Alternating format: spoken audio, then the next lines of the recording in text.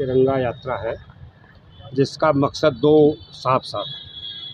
एक, जो अभी मोहन भागवत ने कहा है कि आज़ादी नकली है और 22-23 जनवरी को देश को असली आज़ादी मिली है, तो साफ बात है वो भारत को एक धर्म राज्य बनाना चाहते हैं जो लोकतंत्र और संविधान के खिलाफ है।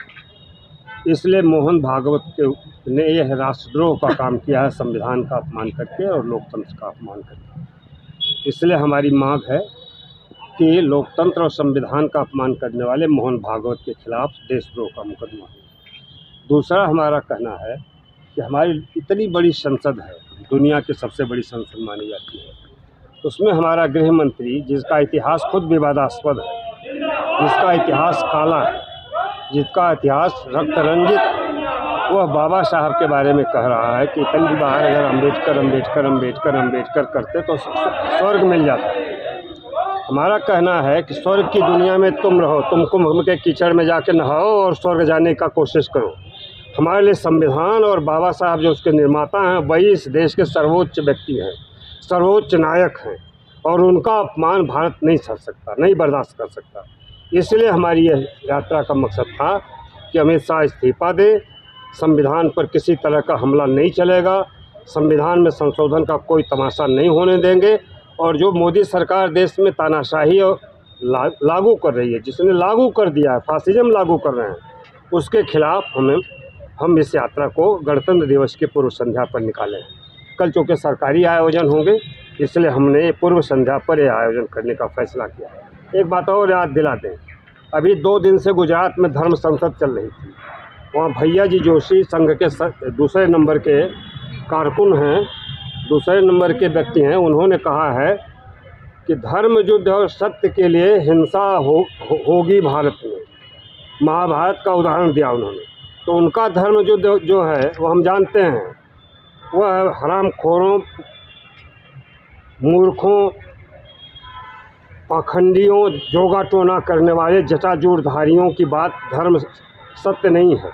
सत्य विज्ञान तय करता है, सत्य तर्क से तय होता है, सत्य इतिहास और वर्तमान के बीच में चल रही गति के समायोजन से सत्य की खोज होती है। तुम जो सत्य कह रहे हो वह एकदम से असत्य है, वह भारत को पीछे ले जाना है, 100 वर्ष पीछे ले जाने का षड्यंत्र रच रहे हो। तुम जिस तरह से बिलों में रहने वाले, कंदराओं में रहने वाले, जो कभी भारत की आज़ादी में नहीं आए, भारत के किसी सामाजिक सुधार के नेता नहीं हैं, पिछले 100-200 वर्षों में धर्म के मंच से भारत में कोई दार्शनिक, वैज्ञानिक, सांस्कृतिक विकास नहीं हुआ है। सब तुम 1000 वर्ष का कूड़ा कचरा भारत में बांट रहे हो। तो हम इसके सख्त विरोध में हैं। अगर तुम इस देश में धर्म युद्ध के नाम पर हिंसा करना चाहते हो, तो हम लोग अहिंसा के द्वारा संविधान के हथियार से तुम्हारा मुकाबला करेंगे। इसलिए संविधान रक्षा की हमारी यात्रा है, तिरंगा यात्रा है। और आज हमने इसे कुंवर सिंह उद्यान 1857 के महान शहीद कुंवर सिंह की स्मृति में बने हुए उद्यान से हमने यात्रा निकाली। गांधी जी को माल्यार्पण किया, नेताजी तो भगत सिंह को माल्यार्पण किया, और हम अपने संविधान निर्माता बाबा भीमराव अम्बेडकर के यहाँ आकर के अपनी यात्रा यहीं समाप्त करेंगे। हमने उन्हें माल्यार्पण करके यह विश्वास दिलाया है कि आपने जो संविधान रचा है, हम लोगों के एक एक बूंद खून की रहते हुए हम उसकी रक्षा के लिए अपनी कुर्बानी देने की तैयार हैं। धन्यवाद।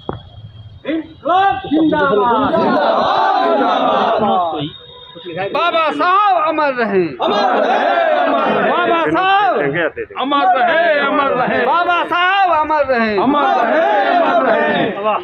इनकलाब जिंदाबाद, बाबा साहब का अपमान नहीं सहेगा, नहीं सहेगा हिंदुस्तान, बाबा साहब का अपमान नहीं सहेगा। इनकलाब जिंदाबाद, संविधान निर्माता बाबा साहब अमर रहे,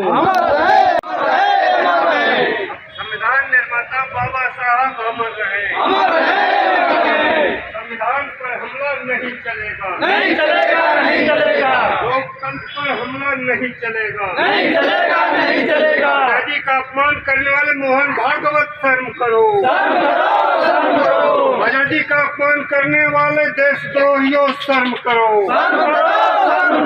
मोहन भागवत शर्म करो, आज़ादी आज़ादी को नकली कहने वाले देशद्रोहियों शर्म करो। संविधान पर हमला करने वाले शर्म करो। बाबा साहब का अपमान करना नहीं सहेगा हिंदुस्तान। बाबा साहब का अपमान नहीं सहेगा हिंदुस्तान। इनकलाब जिंदाबाद, संविधान बचाओ यात्रा जिंदाबाद। संविधान पर हमला नहीं चलेगा। जाइए 2 लोग, 2-3 लोग, 5 लोग जाइए वहाँ माला लेके।